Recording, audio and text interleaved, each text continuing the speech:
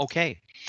Um, Hello, everybody. I'm sorry I can't be down there today because I was looking forward and pretty excited about all the work that Farming Smarter is doing in creating these perennial forage trials. It's been a near and dear to my heart that we look at perennial forage as a crop of value. And I know with what Farming Smarter does, that's exactly the point. How can we make perennial forages a crop of value? And that's the exploration through this perennial forage trial. I worked with Alberta Agriculture, for many of you know me, for 30 years until last fall. And now I've moved on and I'm working with Union Forage as a forage specialist.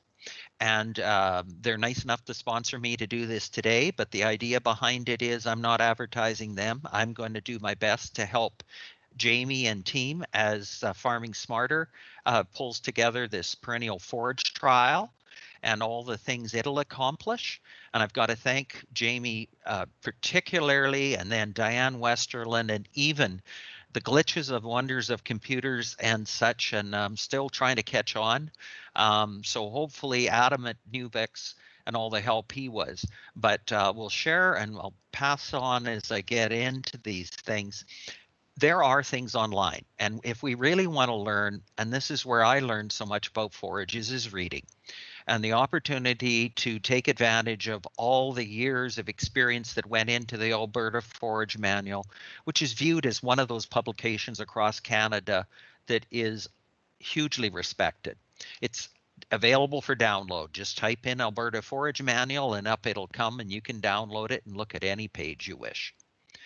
The other one is also available on download. And what I like the Cool Forages one for is it talks about succession. It talks about what you plant and what you get and why. And some of that is very interesting because you realize when you're putting together a mixture where you're setting yourself up for. And because this perennial forage trial that Farming Smarter has, and I hope many of you get out and see, there is a mixture part of it. And what will a mixture evolve to being?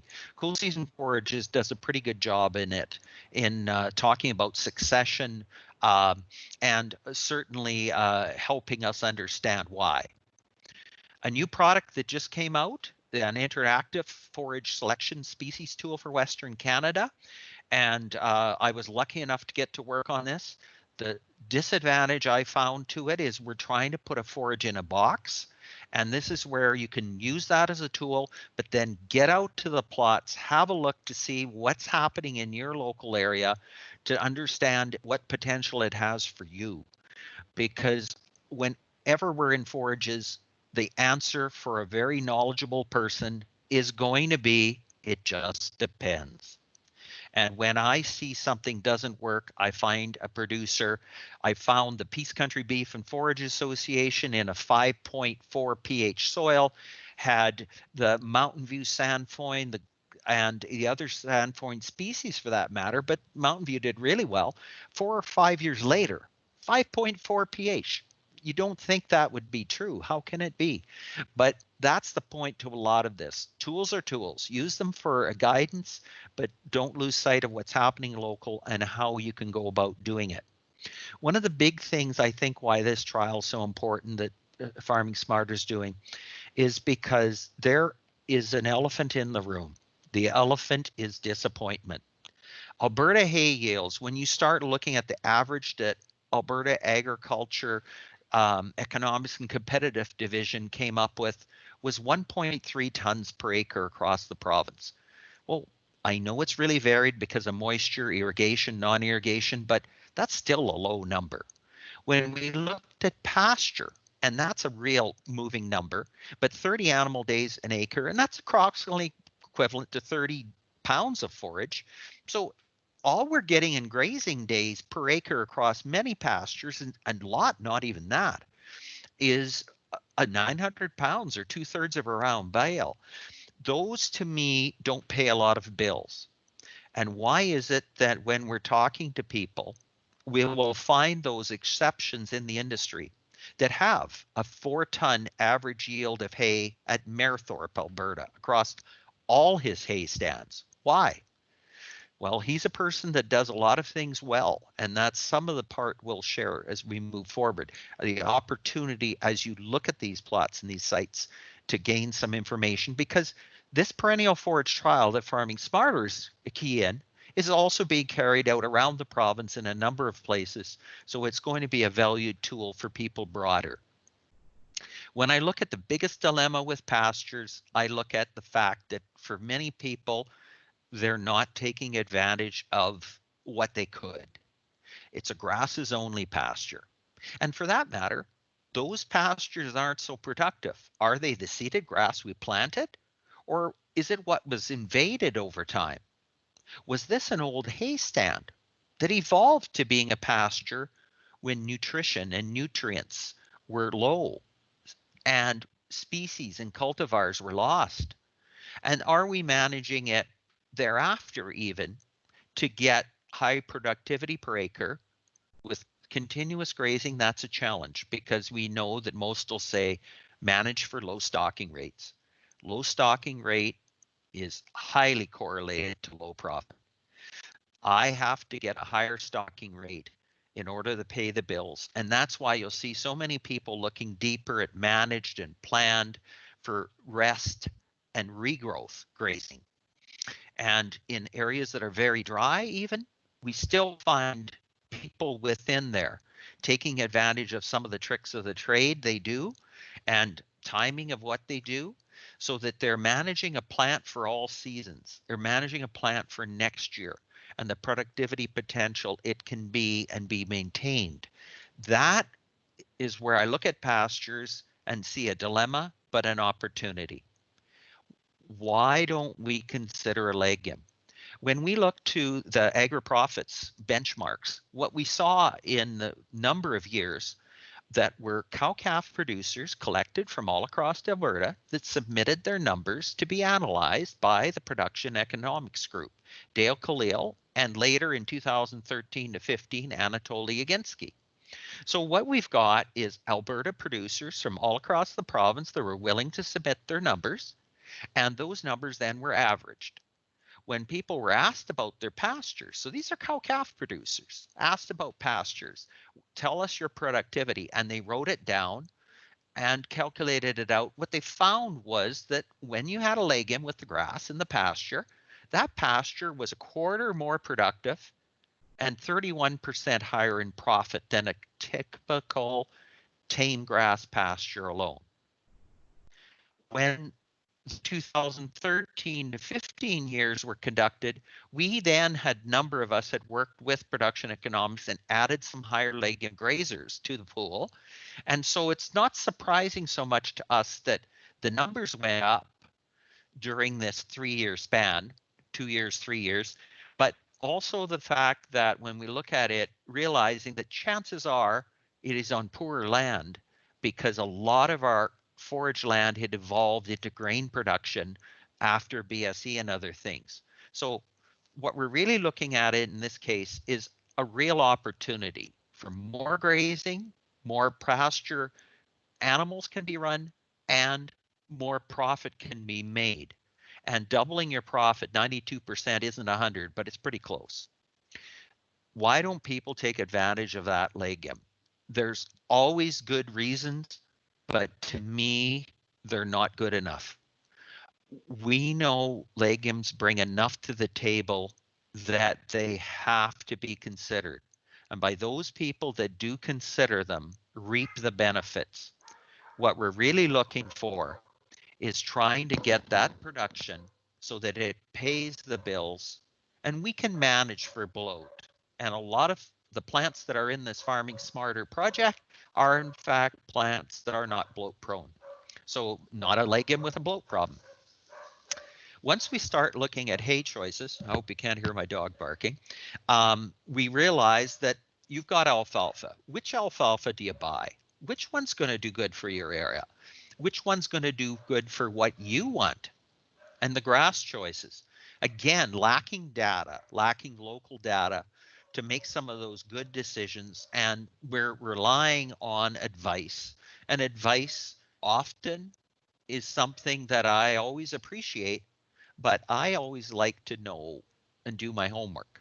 If I look at an alfalfa mix, one of the concerns I've got with succession and some of the work that's done in that Cool Forage book, we find that the most aggressive has a high potential to win. And when I've talked to two plant breeders, Dr. Surya Acharya and Dr. Bill Bilgetu, both of them couldn't say to me for sure, but we worry that the most aggressive species with an alfalfa maybe isn't the hardiest.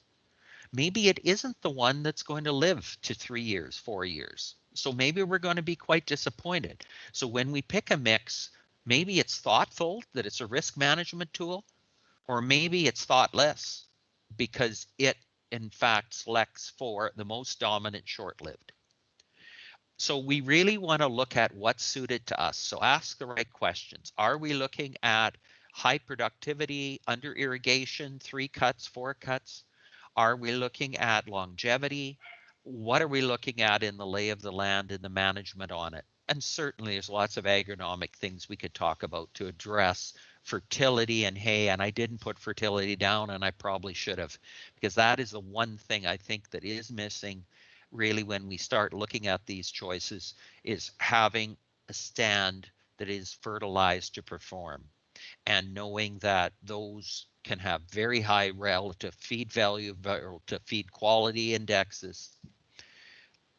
I look at this and then I want to take a little bit away, because a good friend of many of ours, Gordon Hutton, who's a retired forage specialist with a lot of experience, said, species, you have to be careful because management and environment are overpowering. And we know from people saying, well, if it doesn't rain, it's not going to, in fact, grow. I agree. That's true. But do we have the right species to grow?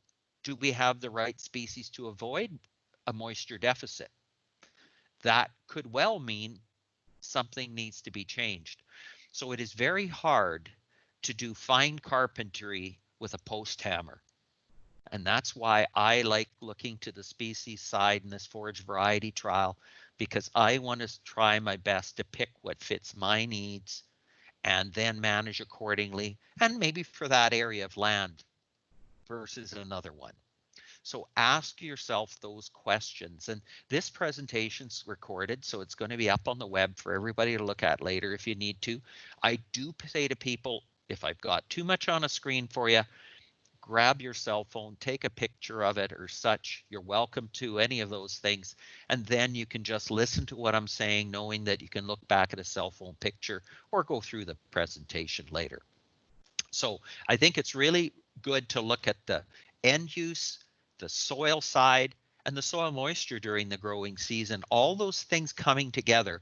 Because remember, so much of our land that is getting seeded to perennial forages is land that is least suited to annual crops of cereals, oilseeds, pulses, and such, or special crops.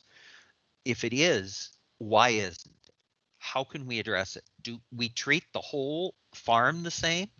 Has it got areas that, well, you know what? Just because I've got 10 areas with solonetzic soil doesn't mean I have to accept nothing on those 10 acres. It means I'm going to probably strategize so that I'm going to have something that's going to be as productive on that 10 acres as I can. It just might not be the rest of the farm the same way. It is important to look at the species adaptation. And when we're looking at a lot of species, trying to get a feel for the cold tolerance, lifespan of it, disease, all of those things come together. Fertility also impacts, because we know that work I did many years ago with Dr. Shofang Wang showed that winter kill in alfalfa could also be attributed to a sulfur shortage. That was a correlation. It wasn't the greatest correlation, but it was a correlation that was significant. So what we're looking at there is trying our best to address the species, the fertility, and such. And then I encourage everybody, get a seed certificate so that you know what you're getting. You know, because we know there are tolerances for secondary noxious weeds, even in certified seed, certified #1. And a secondary noxious is white cockle, scentless chamomile. They're secondary noxious. They can be in some of these. However, I'm going to not just take the forage company side. I'll share reality in my own mind. There's lots of weed seeds in our soil. And when it's so often I'd get out to somebody's farm, I find that there's white cockle in the ditch. There's oxeye daisy in the neighbor's pasture. Why am I surprised that this producer's concerned about what they've got and concerned about the forage they bought? I firmly believe it's what the neighbors and ditch had, but at the same time, get your seed certificate so you know. Key things I want in a pasture mix. I want something that's going to make me look good. It's not only this pink shirt, a rapid regrowth grass. It can make it a lot easier. If we want to do fine carpentry, let's set ourselves up with the right nail gun.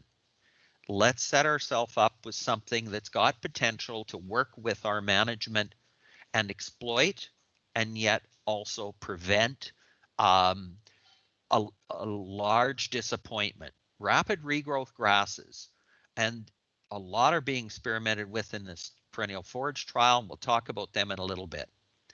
You'll hear different amounts of legume talked about and thought of in pasture stands. There is some belief that even a 30% legume stand, this is going to be different than you've heard, can almost perform equivalent to 100% legume when one looks at the synergy with the grass. So with that in mind, how much legume do we want? For most of us, we start high because it's more of a challenge to keep it in a stand. But as this Farming Smarter trial gets carried out, is that going to be a situation in year 2, year 3, year 4? And they've got mixtures planted.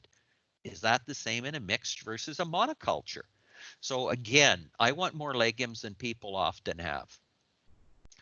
I'm looking at creeping grasses. I put it in gray here. I want a little bit of it. So often in higher clay soils, in wet conditions, if I may have it, a little bit of a creeping grass is very forgiving to soil pugging and damage that can occur. And just last night, I had an inch of rain in 15 minutes. So what happens if you've got cattle on a pasture and it has got lots of bare ground between the bunch grasses? And so much of the rapid regrowth grasses, all of them really, are bunch grasses.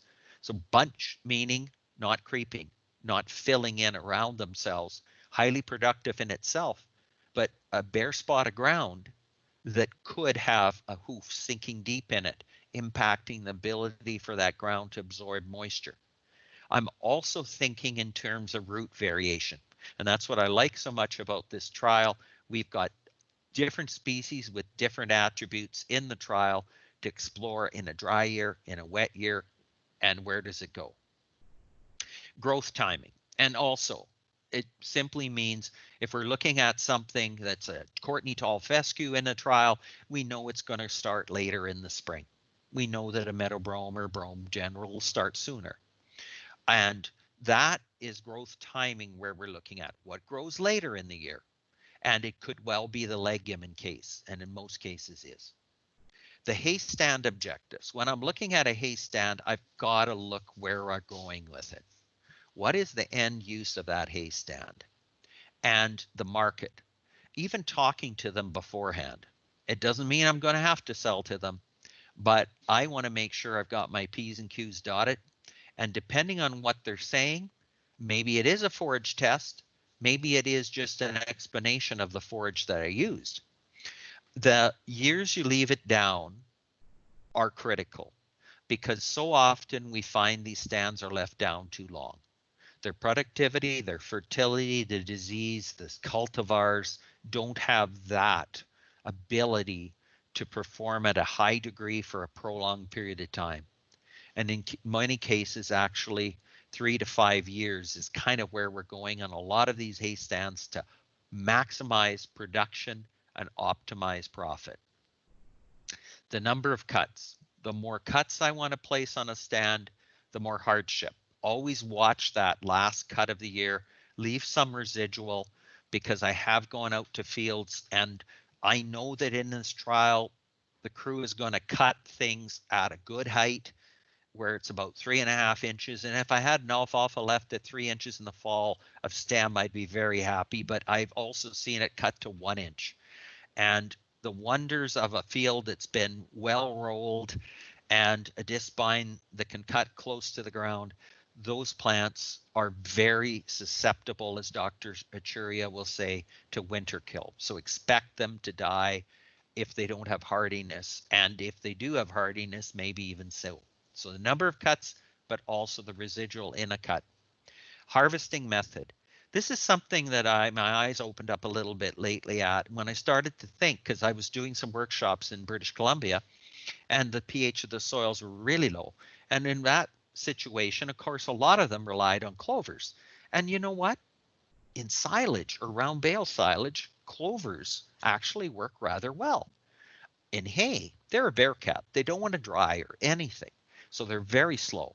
But the other thing is with round bale silage, chopped silage now, we have options for some legumes maybe we didn't have previously. And then are people looking at these hay stands thinking they're going to graze them later in the year or graze them after they've been a hay stand? That also affects the objectives and what I'd want in that hay stand for species. And maybe instead of a smooth brome, I go with one of the two hybrid bromes, AC Knowles or AC Success, that are in the trial that is here to present. What is being looked at, and I'm going to get into the trial, and it was nice enough for Farming Smarter's partner, Diane Westerlin from Chinook Applied Research Association, to share this with me. The fact is this trial is looking at a number of objectives visibly for you to see and documented in information. And Jamie was telling me about some of the work they've been doing in collecting data. And they're going to look at establishment, plant counts, winter survival, hardiness, and yield. Beyond that, also getting into quality, nutritional quality, and economics. And then to look at it also, what if it was grown in a mixture? That is present to learn from. And here I'll pop into the trial a little more specifically. We can't be there today, but and that's one of the reasons I shifted this talk around a little bit, because we don't have something right in front of us to talk about. But we do have visible pictures that Jamie was so nice to take for me just a few days ago. And we can see in the trials we've got a varying degree of growth. We've got the bromes that are quite mature, and they are in front of us in the top of the left-hand side of the screen. And then we've got other grasses that are less mature. What are they? Why are they? And of course, in actual fact, I don't know which grass this is, but Jamie does. And so we've got a variation in growth. But as we look to the one up to the right, we see a varying degree of establishment. Was this species less suited to the environment? Was this species just simply harder to establish? Was the year such a year that it wasn't favorable for this cultivar, this species? Because there have been cultivars selected for greater vigor in establishment. Some aren't. So that's where you look at Tom, which is a Russian wild rye, and it's got that improved vigor over the old Russian wild rye we used to look at. So again, we're looking at and gaining a bit of an understanding by having that comparison of things there at the site to look at together. And when we start looking, there's a number of alfalfas, because alfalfa is the queen of forages. And though I'm wearing a pink shirt today as Dr. Surya Acharya, who's the breeder of the sainfoins and Cicer milkmatches, he still calls alfalfa the queen. And it's got so many excellent attributes. It's such a varied array of potential, looking at which alfalfa and why, and picking and choosing that. And that is one of the dilemmas I run into, because at times I've ran into some excellent growers that have got some excellent results, and they're asking me about an alfalfa variety. And I'll comment, tell me more about what you've done and how has it worked and what you've done. And I find out that it's a variety now that's not carried. And it's a variety that they've found exceptionally done well, but it's not carried anymore. So looking at old ones and new ones, what fits best for your system? And with the alfalfas, that multifoliate trait is so popular, but we need multiple cuts to express that. And in the majority of cases, the multifoliate may not be really what you're looking for. You can cut a week earlier, as Dan Undersander, who's the guru of alfalfas in the US, has said to me, cut it a week earlier to balance quality. Yes, that's true. There is that opportunity to do that and get more hardiness maybe. With the sainfoins, as we've got in this trial, they're brought forward, and certainly at home right in Lethbridge area with Farming Smarter being there, and the breeding program of Agriculture, Agri-Food Canada, the sainfoin, the Cicer milk vetch that is explored in this trial are, in fact, 4 of the 5 are, have I got a bit of question in the chat? I just want to make sure, Jamie, that I don't, if I have any problems. Chat, let me see if I can find chat here. And for some reason, would you share what it is with me, please?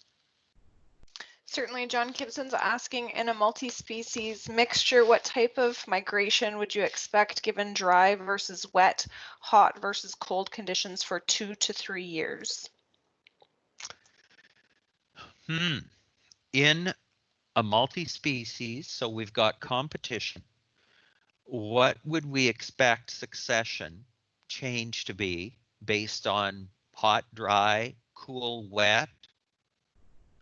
And I guess my comment is differences, yes. This year, I've seen a lot of fields, and myself included, because I do have most of the legumes I've had planted on my own place to watch in pastures. It's a clover year, and we're seeing that a lot in trials. When we have cool spring days, when we have good moisture, or cool summer nights even for that matter, we're starting to move toward species that appreciate that more. And the sainfoins and alfalfas prefer warmer conditions. And Cicer milk vetch, I don't know quite where it would fall in that. But within the alfalfas, I guess it's going to vary. We've got really hardy ones, depending on where they're coming out of which programs. I can't answer what would happen, because I would first say, if you have good fertility, you're managing for strength of stand, then succession will be at the highest level of your management. If you're thinking, oh, doggone it, I should have fertilized that field, I never did, I know it's missing phosphorus, it's short of sulfur, then you're going to get different things happening. And you might find the legumes disappear and the grasses come on. The legumes produce their own nitrogen, and that is an advantage to themselves. And as the leaf litter from hay falls to the ground, as plants die, as they thin, stands naturally thin over time, those nutrients are a pool that get drawn on to varying degrees by the competition. So you will find at times that it is hard to keep a legume in the stand no matter what. But with skillful grazing management, we're finding people now the benefit of some of these mixtures, and hot and cool, or cool and wet, allowing for seed set on sainfoins or Cicer milk vetches, and you'd find they would in fact have potential. If there is bare soil, if there is an opportunity for competition present with cool and wet, enough nutrients to get around, you may find that a stand might even add to itself a bit by seed. So I hope that kind of addresses some of that. So it is species maybe more than cultivars, I guess, in that thought. There's another question here as well, Grant. It says, what are your thoughts on non-bloating and grazing type alfalfas? There is, to my knowledge, only one low bloat approved alfalfa, and that is in the trial, AC Graceland. AC Graceland was selected through breeding for a slightly slower rate of digestion, which is true of Cicer milkvetch to a higher extent, much higher extent.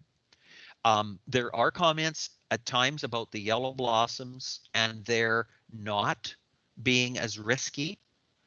And I think there is something there. There are two protein fractions, and I've finally found a little bit, I think, out of South Dakota's website that does support the fact that maybe there is a bit of a shift of protein. So maybe the alfalfa that's yellow blossom might have a lower bloat potential. It certainly doesn't regrow as fast. So if you're looking at sainfoins, they got tannins in them. Tannins are Mother Nature's bloat control. They take the rapid fermentation foam that, if it is an alfalfa growing with the sainfoin, it would move some of that protein further down the digestive tract. And that would affect the surface tension of bubbles or degree of bubbles in the rumen. So that's why you find the work and the tests that Dr. Eddie Sodi did at Lethbridge and some of the trial work that was done with grazing, where a sainfoin with its tannins, if it's present in a stand for a consumption of 20% of a diet of an animal, or if it got grasses, then it might not have to be as high because they're not the bloat concern. But if it was alfalfa sainfoin, as long as you have 20% sainfoin in the stand, the ability for the animal to selectively work. And Dr. Sodi made a comment, and I know Ken was at that session I was at when he spoke, and he said the animals seem to abruptly switch to the sainfoin. So why did they abruptly switch to the sainfoin? I think that post-digestive feedback to me seems to be a sound thought as I've looked quite a bit at grazing and why animals select what they do and other things. Cicer milkvetches never cause bloat because they're slow rate digestion, but they do not have an organic bloat control, except if they're in a mix, they're not going to be contributing to a bloat. So if we're talking about bloats and concerns about bloats, then we can address it in a couple of ways that we just shared there. Does that cover it, Jamie, do you think? It definitely answered the question as far as I'm concerned. Yep. All right, we'll zip into the other one. Thank you, Jamie. The grass legume mixtures. This is something that's exciting because in so many ways, I'm very proud of us in Canada and the fact that we've got a plant breeder at Lethbridge that selected a sainfoin that grew with alfalfa, not just selected a sainfoin for regrowth. So with that in mind, you're looking at a breeding program that's providing competition, a breeding program that's comparing how the growth occurs and the speed of recovery so that in the second cut, there is going to be sufficient quantities of sainfoin that 20% consumption of the animal, if it's straight alfalfa and sainfoin, they can mitigate bloat. I never say no bloat. Remember that. Anything can happen. And we've had postmortems on cattle that are chronic bloaters that had nothing to do with the fact that they had a legume in a pasture. It's because of some injuries and a number of other things or sickness and illness. So in this trial, what you've got, as you can see on the screen, is a mixture of grasses, and you've got also a mixture of legumes with multitudes and variations. And I just got a little bit up on the screen here to show the mix. On the top right, we're looking at the yellow blossomed alfalfa in with a brome grass. So in it, we're looking at what appears to be a two-way mix. If we were out at the site, Jamie might say to me, no, Grant, it's a three-way, but one of them already is not expressing its potential. I don't know. We look at another site here, and what we see here is a mixture scenario as well. And I'm noticing even the sweet clover that's present in it, and I don't know if that's the saline mix that was picked or if it's just an invader, but We know that there are many seeds in the soil. We know that invasion occurs. And years after we've planted something, we might be surprised to still find it. But you see here, the sainfoin is growing with the alfalfa. The beauty of the sainfoin, it's got a hollow stem that allows it to hold its quality a bit better than alfalfa, because with alfalfa, we have a solid stem. So that's why you'll find sainfoin grows faster than alfalfa in the spring. So it tolerates a little bit of that cooler springtime, a little bit better. And though its maturity and blooming starts, the alfalfa, as it's starting to get close, it can be of similar quality. So you're looking at an evaluation now that is going to be coming as part of this trial that Jamie and Ken and team are going to be looking at Farming Smarter, to what does the quality say? And that's very important. But you're seeing these opportunities to put these mixtures and seeing how the mixtures, as was asked a little earlier in this session, what would happen? So you'd go to those plots and say, okay, this year, was it dry and cool? Was it, in fact, wet and cool? Dry and hot? What happened to the stand? How did it change? And that may help you a little bit. And I would check with the soil tests to know what, in fact, was had. Now, I'm just putting up the different species so you can see them separately. In the trial, the sainfoins, the Cicer milk vetch legumes, the alfalfas. So what we've got there, and the yellow blossomed alfalfa, the sainfoins, AC Mountain View, AC Glenview are the two regrowth sainfoins that are, for the most part, new genetics that offer a real opportunity for a new opportunity. Sainfoins, indeterminate in growth. So you'll see a flower on it, and yet you'll see seeds on the stem. So it sets seed quite readily. Cicer milk vetch, I find in my system, sets seed quite readily. It's slower to start in the spring. Alfalfa and sainfoin start before it. And oftentimes animals might not graze the Cicer, and Cicer's a grazing one, where sainfoin and alfalfa maybe could be a hay because of the tannins in the sainfoin and the high quality in the alfalfa and quality in the sainfoin.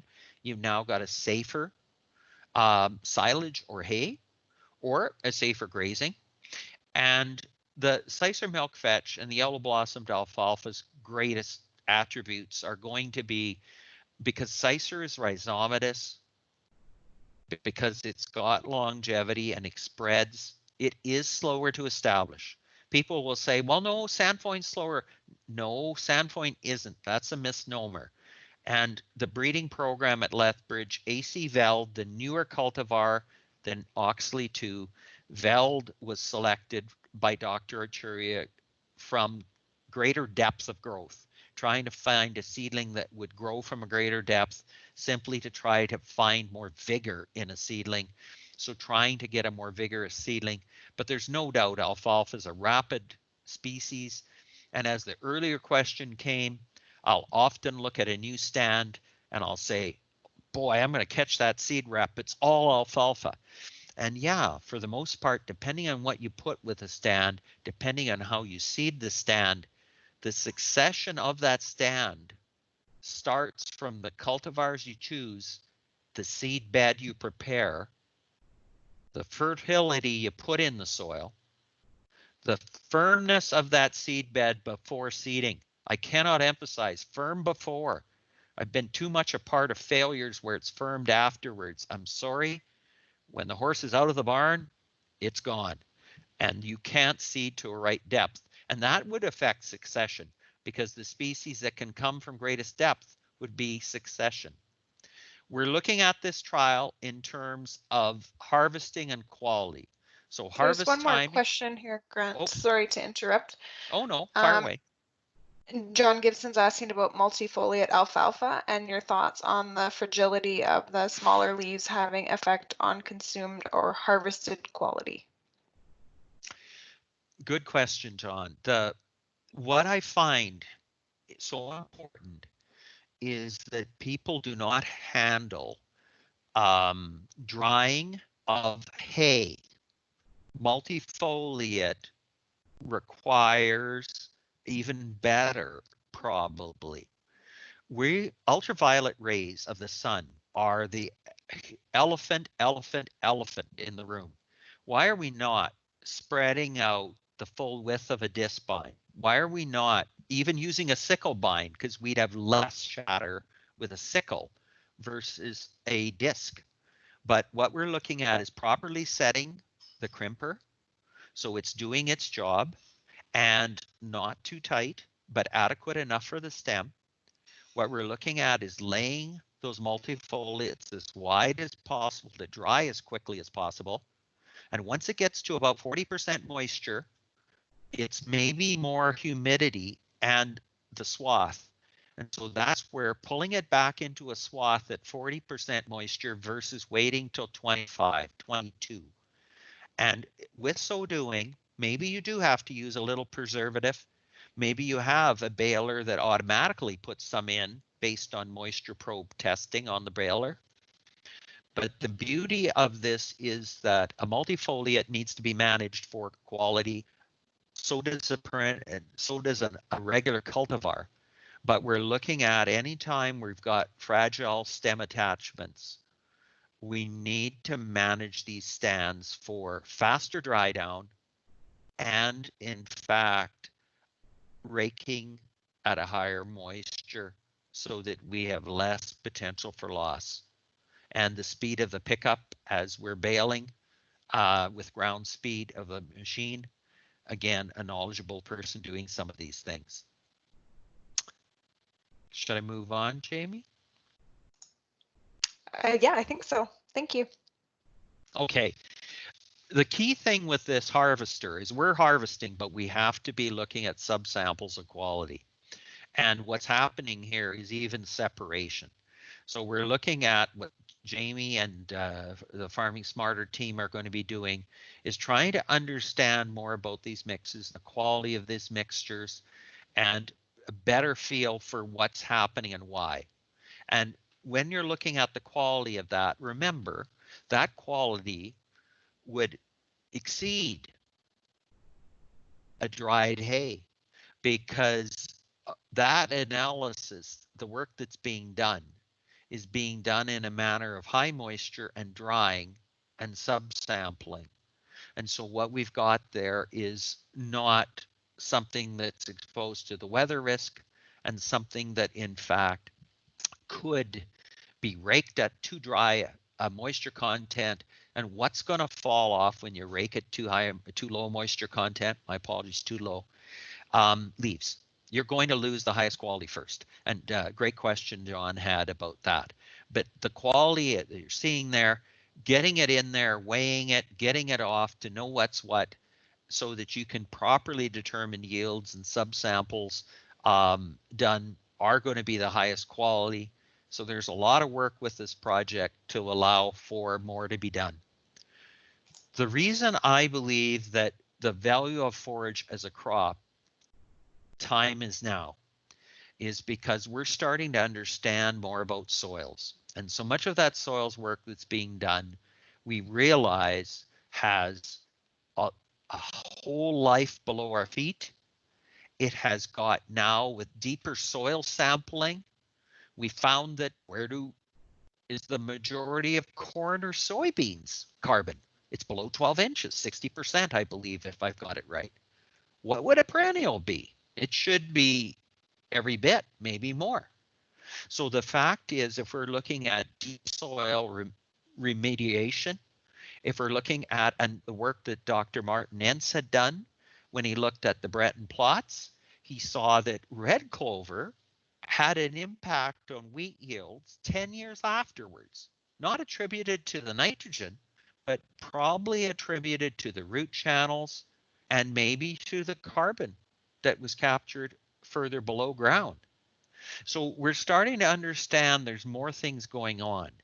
And with more things going on, we're starting to look at some of these species we didn't look at before, like sainfoin, Cicer milkvetch.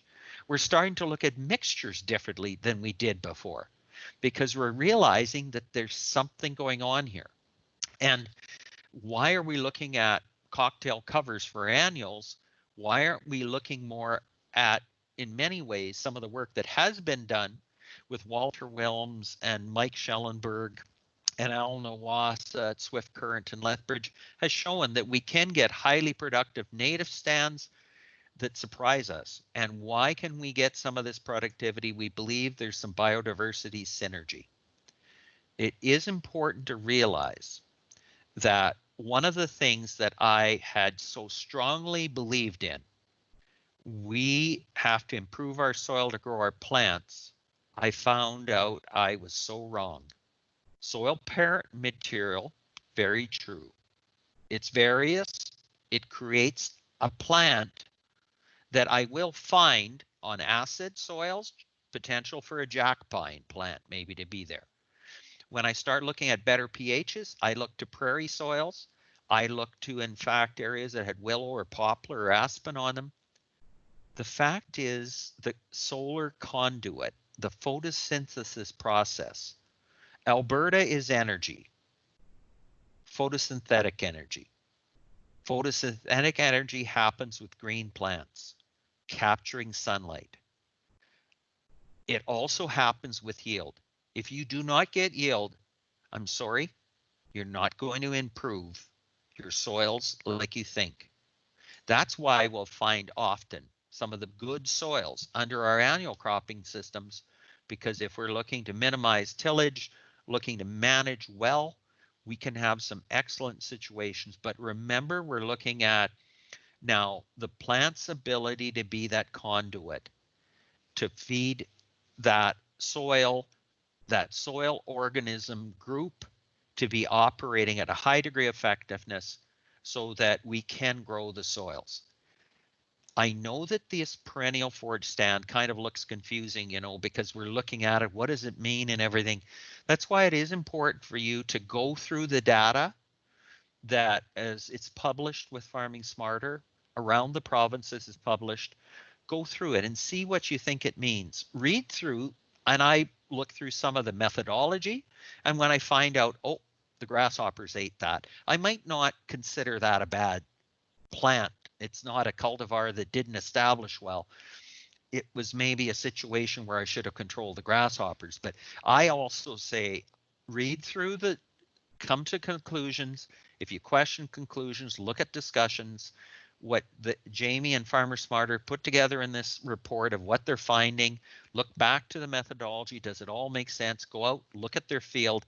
And I think in the end, what you'd be finding is that I really think this trial is an opportunity to help us do more things right and to learn from our mistakes quicker as we watch and discuss and learn together. And it is important to look at and network and verbalize what you're learning, because I think in many cases I find myself, it's not what I thought it was originally. Oh, now I understand what they actually said. So take advantage of it, and hopefully we're going to make some of the right things right. And we'll be looking at plants, more knowledge will be above and below ground for the potential they can really bring. And then our management and environment, as we'd said so much earlier, are really going to affect this. So whether it's the environment Mother Nature imposes on you without doubt and you have to live with, I don't want that to be a cop-out though, because too many people will say to me, they blame it on Mother Nature. Mother Nature's been here a long time. And so I want to do my best to put together resilient stands to meet my goals, to be profitable, to be productive.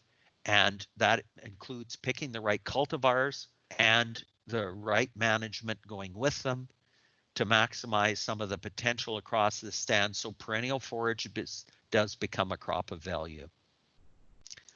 And that's all I had, Jamie.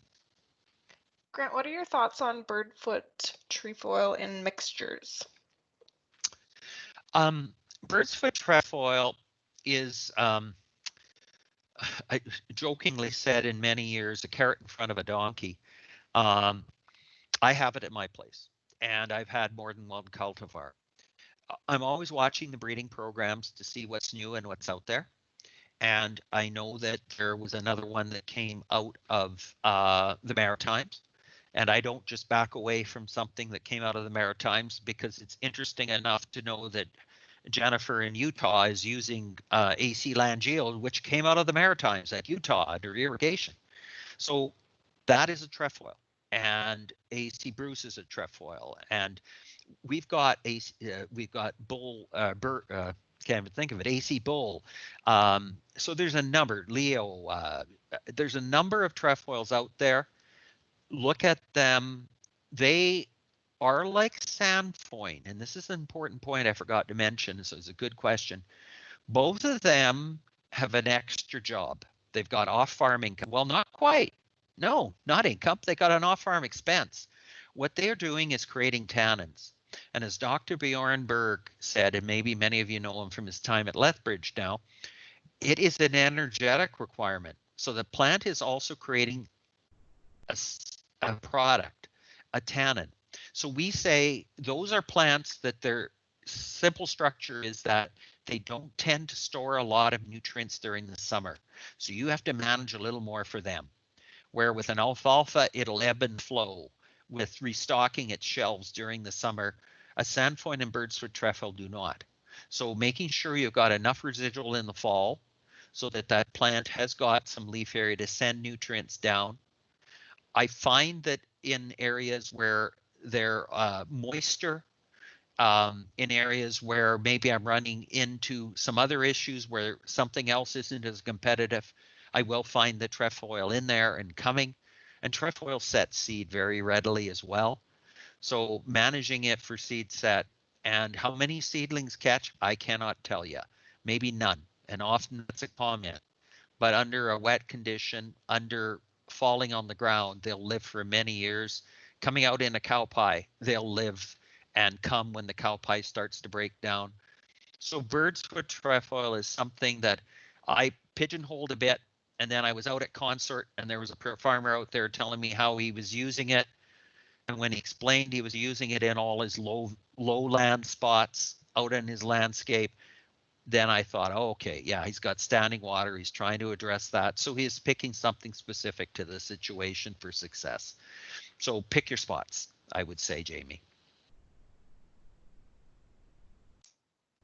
Great. Thank you so much for your time. Does anyone else have any questions for Grant?